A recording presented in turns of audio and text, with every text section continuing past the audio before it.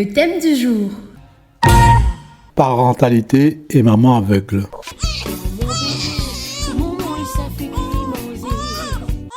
C'est vrai que j'ai toujours aimé les bébés des autres, pleuré pour le bébé des autres. Et à chaque fois, quand je vais dans la rue, j'entends un tout nouveau-né qui pleure, ça me fait un truc au cœur. La parentalité, c'est aussi les soins apportés au bébé et ça aussi le papa peut donner sa confiance. Et que quelqu'un nous appelle maman, ça doit être trop magique. Je crois que le truc qui fait plus peur, c'est d'accoucher.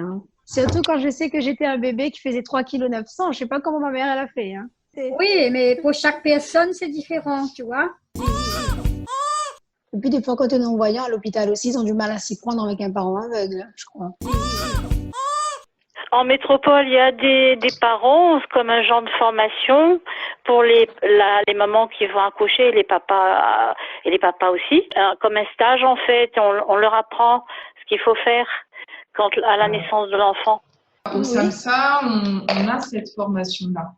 Quand on a un projet d'être parent, on peut déjà contacter le SAMSA pour être déjà au tout début de ce désir d'enfant dans une accessibilité de tout ce qui va être autour, l'échographie, comment envisager le soin du bébé, Le beignet.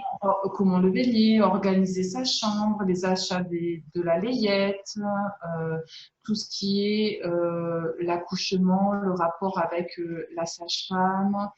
On a des outils adaptés, on a des bustes, on a des bébés lestés. En fait, on a eu la formation de la puéricultrice qui a créé le service d'aide à la parentalité sur Paris, Edith Twain. Et donc, du coup, elle est venue nous former l'accompagnement et aux gestes de puériculture adaptés pour préparer les mamans, les papas à la grossesse, autant au niveau technique qu'au niveau corporel. Donc, on a des bustes représentant tactilement comment le bébé évolue dans le ventre de la maman. On a toutes des planches tactiles pour aussi comprendre comment fonctionne l'allaitement. Et nous, on va se mettre en lien avec la sage-femme que vous aurez choisie pour transmettre notre savoir autour de ces gestes-là. C'est des poupons de puériculture lestés de 3 kg, 2 kg, en plastique où on peut faire le soin, effectivement, où il y a les orifices aussi. On va commencer par Magali, justement, parce que Magali au SAMSA, ils ont créé justement un parcours de parentalité, un parcours qui démarre depuis avant la naissance. Et donc, je laisse Magali expliquer tout ce parcours. Oui, donc bonjour à tous ceux qui viennent rejoindre la réunion. Donc, on est en train d'expliquer un petit peu, de discuter en amont de l'accompagnement que le SAMSA déficient visuel permet pour les parents. Donc, on a plusieurs niveaux d'accompagnement. Alors, donc je disais qu'il y avait plusieurs temps d'accompagnement. Il y a des parents qui sont en désir de parentalité à la conception et qui ont besoin d'un accompagnement vers les gynécologues, vers les généticiens aussi, parce que parfois on peut être avec une pathologie et pouvoir comprendre si l'enfant va être atteint, pas atteint. Et dans ce désir d'enfant, on va accompagner la personne dans tout ce parcours de soins qui parfois n'est pas forcément adapté à la déficience visuelle. L'infirmière qui est au SAMSA va se munir de plaques tactiles pour pouvoir vous expliquer un petit peu tout ce que le médecin va vous expliquer lors des entretiens que vous pourriez avoir pour donc ce désir d'enfant. Quand l'enfant est en cours de fabrication, on dira, la grossesse, tout ce temps d'accompagnement qui est important, comment comprendre que mon corps est en train de changer, qu'est-ce que c'est que la bascule du bassin qui s'effectue en soi, qu'est-ce qui se passe au niveau de l'élargissement du bassin. Donc ça, on a des coupes anatomiques pour permettre vraiment aux parents de comprendre ce qui se passe à l'intérieur du corps, autant pour le papa que pour la maman. C'est aussi important pour le papa de comprendre ce qui se passe, parce que parfois les deux parents sont malvoyants ou non-voyants.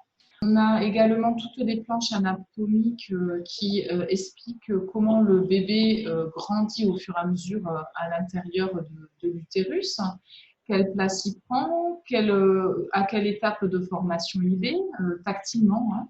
Et on fait aussi l'adaptation des échographies en 2D pour pouvoir comprendre le contour de son enfant, pouvoir percevoir tactilement les premières formes de son bébé. Pour ceux qui sont malvoyants, on travaille aussi beaucoup avec les aides techniques telles que le téléagrandisseur, hein, qui permet aussi de voir des petits morceaux de l'échographie. Et on va avoir aussi toute la préparation aux gestes de puériculture qui vont devoir se faire lors de l'arrivée du bébé. Le bain, le soin des yeux, le soin comment prendre la température, comment habiller son bébé, quel choix de vêtements plutôt favorisé. On va être aussi sur un appui technique, comment organiser sa chambre pour que je sois la plus autonome possible et que le bébé soit le plus en sécurité. Ma table allongée, est-ce que je la mets toute seule dans un coin ou est-ce que je vais rapprocher peut-être une commode où j'aurai tout à portée de main pour pouvoir changer sa couche, voilà. Ce qui est parfois du bon sens, d'organisation, parfois on ne l'a pas tout de suite. Et on a besoin de regard extérieur, de temps de réflexion, d'échange avec d'autres pour pouvoir s'organiser de manière à être plus à l'aise avec son bébé, son nouveau-né, qu'on ne connaît pas, savoir reconnaître aussi les cris de son bébé. On va avoir tout aussi un temps de lien avec donc les sages-femmes, parce que ces sages-femmes-là vont travailler en lien avec votre futur choix de maternité. Donc, ça veut dire aussi sensibiliser les maternités choisies à l'accueil d'un parent déficient visuel. Qu'est-ce que ça implique? À quel point on peut impliquer le parent dans le soin du nouveau-né au moment de l'accouchement ou après les 3 jours d'hospitalisation. Comment accueillir aussi une personne non-voyante ou malvoyante dans un service? Ça veut dire que, je vais être un peu caricaturale, mais on va pas mettre une couche à une personne parce qu'elle ne sait pas se diriger vers les toilettes. On va peut-être lui indiquer comment aller jusqu'à ses toilettes personnelles. Hein. Vous voyez ce que je veux dire? Ça permet de comprendre que parfois les personnels hospitaliers ne savent pas comment indiquer aux personnes comment est faite la chambre, comment être autonome pour se déplacer. Et du coup, ils vont pallier à ça par des mauvaises mises en application, c'est-à-dire ça peut être on va vous mettre une couche comme ça, ce sera plus facile, vous n'irez pas aux toilettes, vous n'irez pas vous perdre, ou on va faire le bain de votre bébé parce que vous ne savez peut-être pas aller jusqu'à la baignoire qui est dans votre chambre. Et ensuite, la dernière phase d'accompagnement, et je vous laisserai la parole ensuite, ça va être le retour à domicile. Donc, on a vu qu'en amont, on aura déjà préparé l'arrivée de bébé. Donc, les gestes de puériculture, vous les connaîtrez. Vous aurez déjà organisé la chambre. Vous aurez déjà organisé le linge et tout ce qui va ensuite. On aura aussi vu, j'ai oublié, tout ce qui est préparation des biberons. Parce que ce n'est pas quand le bébé arrive qu'on va s'affoler pour savoir si on n'arrive pas à allaiter, comment on prépare un biberon. Donc ça, c'est pareil, c'est un apprentissage, c'est une organisation à mettre en place au cas où l'allaitement ne peut pas se faire. On aura également vu tout ce qui est portage du bébé pour les déplacements.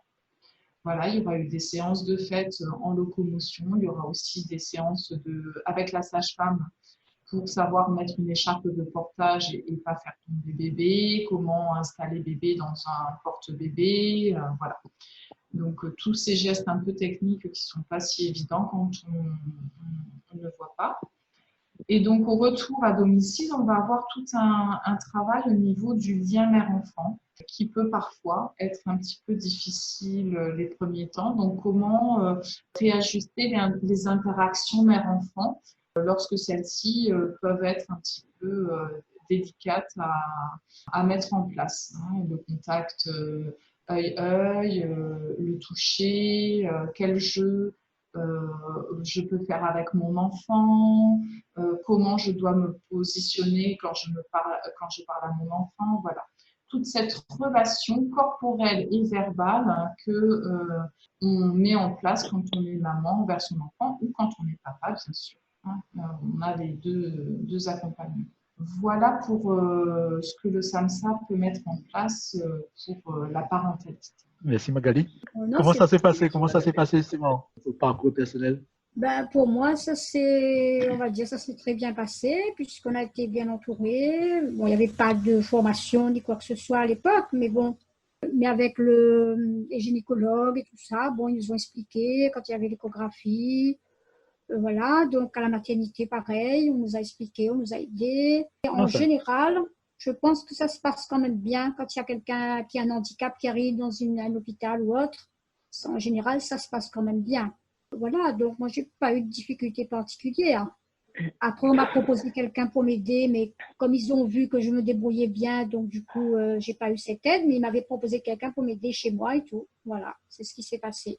Marie-Christine, Ben pour moi, ça s'est très bien passé également. J'ai eu droit aux aides techniques, comme me dit, comment elle s'appelle, Magali.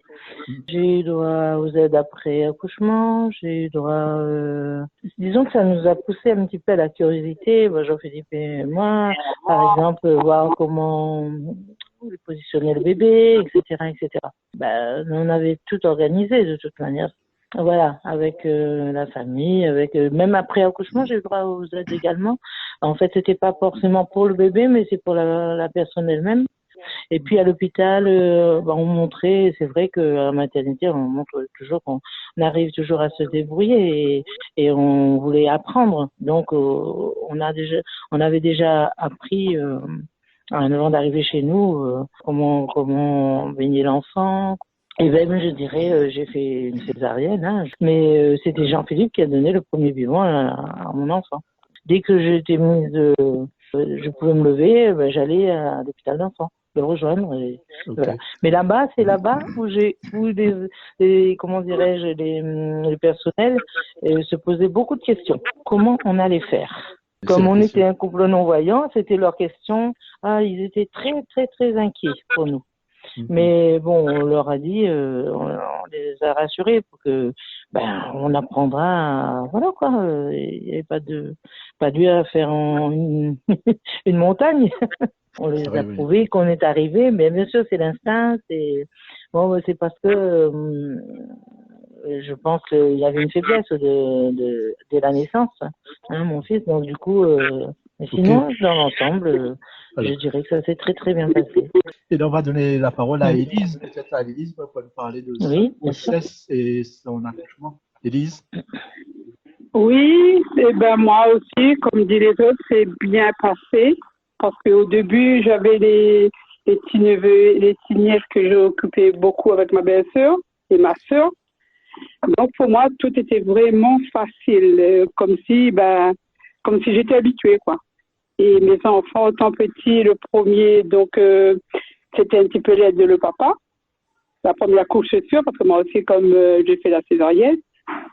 Mais après, le lendemain, j'étais obligée de me mettre debout aussi pour occuper eux, parce que je voulais participer, je voulais voir comment, voilà, on t'en dit, c'est voir, parce que toucher, c'est la même chose.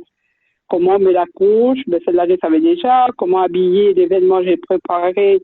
Toujours en avance, toujours le haut qui va avec les bas, les petites chaussettes, les bavoirs et tout ça, comme j'étais entourée aussi. Et le fait, après, tout était parti. Et quand en arrivant chez moi, j'avais une puéricultrice qui est passée par rapport à la maternité. Elle m'a dit, j'étais dans le bain du bébé. Elle m'a vu que je débrouille très bien. Elle m'a pas posé la question si j'aurais besoin d'aide. Voilà, c'était comme ça. J'étais pas trop bien par rapport à la césarienne, mais après le reste pour le bébé, ça a été les biberons, c'est des préparations du matin avec le lot. Et il restait que les dosettes de lait pour ajouter, donc c'était facile aussi. Il fallait préparer les biberons le matin de l'eau. Par exemple, j'avais ma belle-sœur, ma soeur, ma nièce, je sais pas. Ils mettaient les biberons de la quantité de l'eau, ils me disaient, voilà, c'est par rapport à les doses, c'est 3, 2, ou bien c'est un début, c'est petit, après on fait aussi à mesure. Maintenant, je vois que ça existe vraiment les faciles, les dosettes déjà préparées dans les pharmacies, c'est vraiment pratique pour les non-voyants. On a encore des petits chez nous, c'est pour ça que je remarque tout ça, je tiens compte. Il y a des dosettes de lait il reste juste le lot ajouté, maintenant les dosettes c'est déjà préparé. On met le lait à chaque dosette, il y a 6 dosettes. Donc, c'est parti pour la journée, même pour la nuit, tranquille, quoi. Après, le deuxième, c'était ma fille. Donc, j'étais habituée comme le premier. Comme j'ai occupé le petit neveu, tout ça. Ça a déjà fait très, très bien. Grossesse, il y a l'échographie. Tout ça, ça a été. Tout ça, ça a été. J'ai vu les autres. J'étais avec les autres, j'ai participé. Comme moi, j'ai participé avec ma soeur, belle-sœur et tout ça. Il y avait des enfants avant moi. J'ai dit, bon, j'étais déjà au courant de tout comment ça allait se passer et tout ça. Donc, ça a été, quoi. T'as pas eu d'appréhension? Non, pas du tout. J'ai bien accepté ma grossesse, ça a été. Et puis, bon, voilà. On est non-voyants, mais on a les mains, on a le sang d'occuper des bébés. Et puis, c'est, comme dit les autres, hein, c'est simple. Hein. Magali a dit quelque chose d'important. Elle a parlé de parcours, elle a parlé de la possibilité de voir comment ça se déroule dans le ventre. Moi, à mon niveau, c'était curieux, on voulait savoir. Donc, on nous a amené comment on appelle ça, des montages, là, tout ça. Voilà. Non, c'était l'utérus, on nous a emmené tout l'ensemble. Hein, on a bien touché les bébés, comment c'est positionné, comment, voilà, quoi. Voilà, moi j'ai vécu ça parce que j'ai eu droit avant la grossesse, pendant la grossesse. Moi j'ai vécu ça, j'ai expliqué comment c'est par rapport à la couche, l'utérus, l'épaisseur, tout ça, on voulait connaître vraiment comment c'est l'intérieur, quoi. Comme si on faisait un cours de sciences, quoi. Ouais. Là, toutes les personnes qui sont présentes, là, est-ce que vous avez été voir justement soit à Saint-Louis, soit à Saint-Denis, ce parcours de parentalité que Magali nous a présenté tout à l'heure? Moi, j'ai été voir Saint-Louis, oui. Non, moi, j'ai pas été. Maintenant, là, on va parler d'adaptation. Est-ce que vous avez mis des adaptations spéciales pour justement pour nourrir le nourrisson, pour la tétée, pour le repas chez Chantal? Pour les biberons, c'est vrai que c'était comme mon mari voit, donc c'est lui qui préparait quand même l'eau. Après, pour les repas, c'était un petit peu quand même plus compliqué, mais bon, après on arrive à trouver des petits moyens surtout pour faire manger, c'est pas évident. Si l'enfant bouge beaucoup et tout ça, bon, c'est pas trop simple, mais bon, on est arrivé quand même. Sinon, rien de très adapté vraiment au nourrisson, non, pas vraiment. Marie-Christine, des adaptations?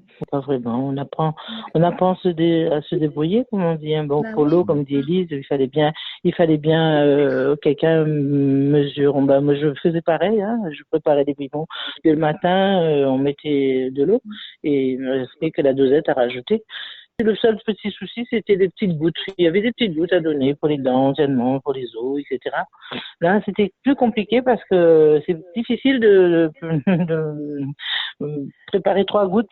3 gouttes sur la langue de l'enfant, c'est pas évident. Élise? Comme j'ai servi les dosettes, enfin, les petites pipettes qui donnaient dans les boîtes de médicaments pour le premier, donc j'ai gardé pour le deuxième, c'est kiffé, j'avais toujours. Mais après, les vrais, pour le premier, il y avait le papa. Oui, mais Actuellement, est-ce que vous, pour les médicaments et tout, qu'est-ce que vous proposez aux parents? On a des systèmes d'adaptation de certaines pipettes, de certaines seringues aussi qui équivaut aux gouttes préconisées pour le bébé. Mais il faut savoir jusqu'où tirer la seringue. Donc ça, du coup, on fait des encoches. Voilà. Mais ça, il faut effectivement que vous ayez quelqu'un de l'entourage qui connaisse la technique. Donc, c'est notre travail aussi, hein, quand on fait cet accompagnement, de trouver des personnes ressources autour de vous pour pouvoir vous épauler tout au long du parcours de l'enfant. Parce que, par exemple, le Doliprane, c'est en fonction du poids. Le bébé il grossit, hein. Donc c'est jamais la même dose, voilà. Donc du coup, c'est graduer la pipette de kilo en kilo pour pouvoir, ou sinon les personnes qui sont moins en tactile, on fait une encoche tous les mois en fonction du poids du bébé. Samantha? Si par exemple on n'a pas d'entourage, parce que ça arrive malheureusement, est-ce que normalement je crois qu'on a droit à la PMI ou à une infirmière à domicile de toute façon sur demande du médecin ou tout ça, non? Tout à fait. Et après, c'est de notre rôle de faire la sensibilisation, de faire le relais avec ces gens-là, de vous orienter, de vous faire identifier et de transmettre notre savoir. Parce qu'elles passent régulièrement, les aides à domicile. Les aides à domicile sont pour toi. Tu auras certainement des aides supplémentaires pour le bébé en plus. Et après l'accouchement, par contre, tu as pour le bébé et pour toi également. Voilà. Par exemple, tu peux, moi, c'est ce que j'ai eu droit pour me divertir un peu, pour aller faire des courses, si j'avais besoin, je sais pas moi, d'aller dans un magasin, je peux pas emmener l'enfant forcément avec moi. Donc, je donnais, elle gardait l'enfant et j'allais faire, voilà, mes petites affaires. Après, ce qui me fait peur, je pense, c'est les couches. J'ai jamais fait et le bain. Pour les couches, bon, c'est vrai qu'il fallait que quand même quelqu'un t'apprenne un petit peu comment faire. Quand il fait pipi, bon, c'est bon. Mais après, pour le reste, c'est un petit peu plus compliqué, effectivement. Mais bon, après, c'est à toi de bien t'orienter. Moi, ce qui me gênait le plus quand même, c'est quand j'étais à l'extérieur. Ça, j'avoue que c'était pas très évident. Après, tu connais comment ton bébé il est formé, tu sais comment il est. Bon, donc, c'est à toi après d'avoir un sens d'orientation ou autre pour pouvoir faire correctement. Mais parce que en fait, ça fait bizarre. J'ai jamais touché quelqu'un d'autre, même si c'est mon bébé, pour nettoyer ses fesses. Pour moi, j'arrive pas à imaginer que c'est moi qui dois faire ça. Mais c'est vrai qu'au départ, effectivement, c'est la question qu'on se pose tous de toute façon, hein. Mais pour les couches, quand il fait caca et tout ça, c'est vrai que c'est pas très évident. Mais après, ça vient. Marie-Christine? Pareil, c'était toute une technique, il y a un sens à la couche, il y a un sens d'orientation. Après, moi je me rappelle à un moment donné, quand il était petit, mon bébé, je le prenais dans une main et je le mettais carrément sous le lavabo. Dans le lavabo, c'est-à-dire pas sous le lavabo. Dans le lavabo, sous le robinet, je lui avais les fesses des fois. Ah oui, non, mais il aimait ça en plus. Non, mais après, je veux dire, il faut pas avoir peur de manipuler son bébé. Je veux dire, non pas, si tu as tout à proximité, il n'y a pas de souci, quoi. Hein. Le cordon ombilical, là, c'est qui le nettoie au début? Comment vous faites? C'est vrai que le temps que ça tombe, on a peur, on a peur d'y toucher. Mais après, bon, c'est une question d'habitude, mais c'est vrai que ça tombe tout seul. Maintenant, tu sais, là, je te parle en tant que maman. Hein, déjà, ils te disent de plus trop toucher au cordon ombilical. Effectivement, on met un bibet de désinfectant et on le pose dessus. Voilà, autour, et puis après. Voilà. Et il faut te dire que de toute façon, c'est indolore pour le bébé, vu que c'est de la peau morte, hein, d'accord? Et en plus, je trouve, ça c'est mon expérience en tant que maman, je ne sais pas vous, mesdames, mais ça tombe assez rapidement, en 3-4 jours. Allez, en une semaine, il n'y a plus rien. Pour ma fille, je ne l'ai même pas vu tomber, je pense qu'il a dû partir dans une couche. Donc, après, je reviens sur la technique de Marie-Christine pour quand il y a effectivement des selles importantes. C'est une très très bonne technique que de le mettre directement sous l'eau. Après, j'entends la crainte de Samantha de toucher son bébé. Ça, c'est quelque chose qui viendra au fur et à mesure. Faut pas avoir peur. Voilà. Et puis, l'intrusion peut-être de toucher ses parties intimes, peut-être. C'est ça, oui, c'est ça que j'ai peur. Oui, ça, je me vois pas, moi, je ne sais pas, moi, de faire ça. Alors après, j'ose pas. Tu sais, si tu as des craintes à ce niveau-là, tu as les gants de toilette. Après, il ne faut pas t'inquiéter. Hein, même si tu touches les parties intimes de ton bébé, tout ce qui est le plus fragile, c'est pour nettoyer. Le plus fragile est à l'intérieur aussi. Donc, faut aussi mettre de la distance par rapport à tout ce qu'on a pu nous dire sur le toucher de ces parties intimes. Là, on est sur un soin, on n'est pas sur de la maltraitance, tu vois. L'allaitement. Mais moi, j'ai pas allaité, donc d'accord. Je sais pas. J'ai commencé, mais comme j'avoue que j'ai eu un peu de mal, donc du coup, j'ai abandonné. Et Élise? Moi, j'avais pas de mal du tout, mais j'avais pas assez de lait, donc j'ai allaité pendant 1 mois et 2 mois. Ça a été très, très bien. Il suffit de bien tenir son sein pour pas qu'il tombe trop sur le visage du bébé, et puis bon, tout ça se passe très bien, quoi. Samantha? Non, je disais le lait, parce que je sais que le lait en poudre, ça peut être un peu contraignant parfois. Samantha, pour les nouveaux laits jusqu'à les croissances, on va dire jusqu'à 2 ans de l'enfant, qu'on puisse, je crois, donner du lait normal, ça n'existe normalement, un an. pas. Un an et un an. Voilà.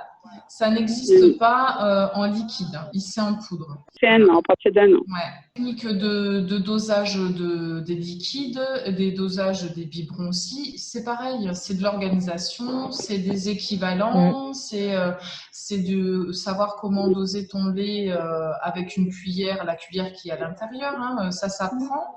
Et chacun trouve sa technique d'organisation, c'est de préparer les biberons d'eau à l'avance, comme ça tu paniques pas quand bébé arrive. arrive. Maintenant, il y a même des petits récipients où tu prépares les doses de lait tout de suite. Tu n'as plus qu'à retourner dans le biberon et ça descend, tu n'as plus qu'à secouer, c'est fini. Donc, tu as plein de petits outils qui ne sont pas dédiés aux déficients visuels, mais qui peuvent faciliter grandement l'organisation d'une personne déficiente visuelle. C'est de l'organisation, de la préparation et des dosages. Comment savoir les quantités? Alors, on peut faire avec des seringues graduées, on peut faire avec des récipients qu'on connaît, qu'on sait que ça va faire, allez, je veux dire, en premier, c'est 50 millilitres, le bébé, si je me souviens bien, donc ça va être une dosette de lait, voilà.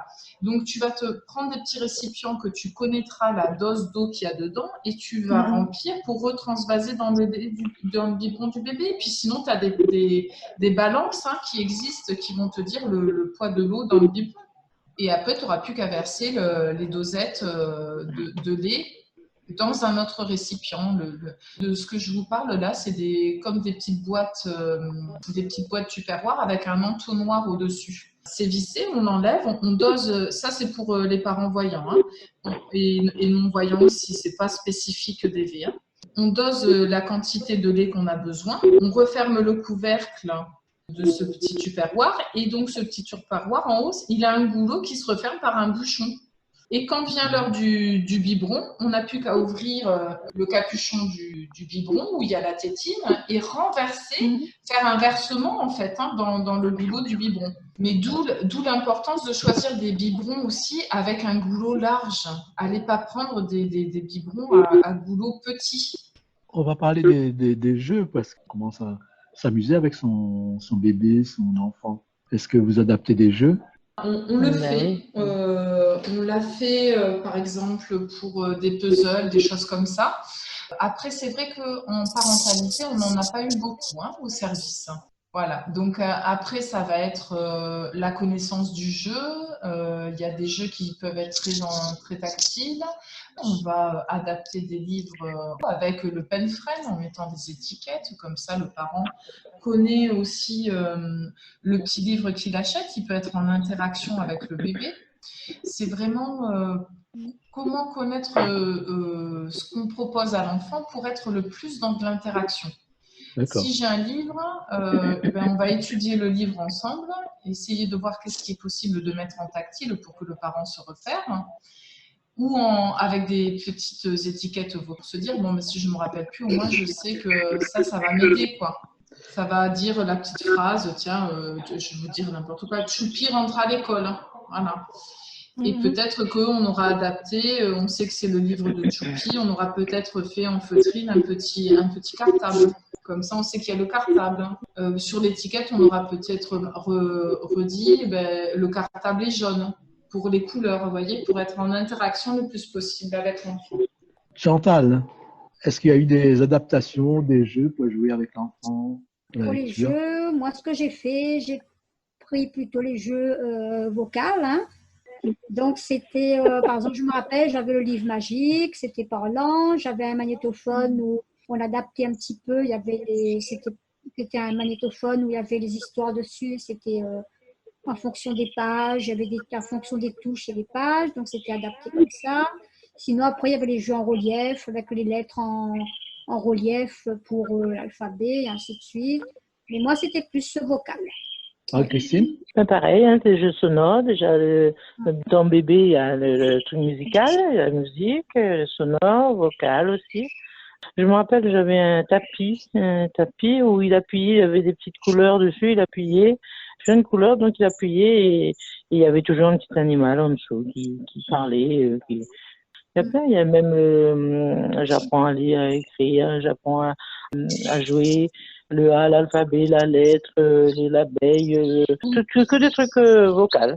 Après, on pouvait faire le cheval à quatre pattes. Oui.